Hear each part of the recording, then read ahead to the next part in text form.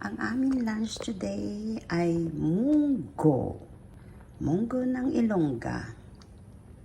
Hindi, luto ko lang. Yan, instead na pork o ano, ang ginamit ko ngayon, chicken longganisa o chicken sausage.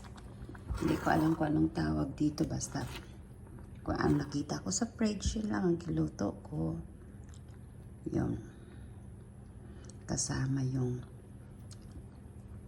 spinach, pero hindi yung frozen lang kasi wala kaming fresh, at saka kalabasa.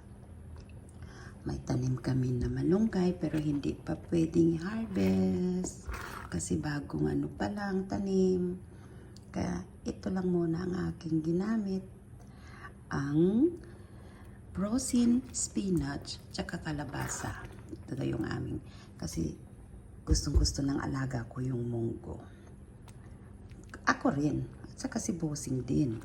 Kaya nagluto ako ng aming pangtanghalian.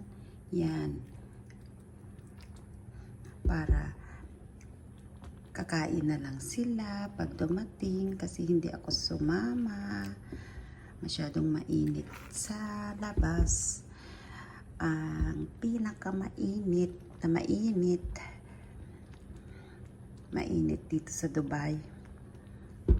Hope bumalik na kami sa London kasi malamig na doon. Pero ito na, luto na yung aking munggo. Munggo with chicken sausage, kalabasa and spinach. Yun ang aming tanghalian.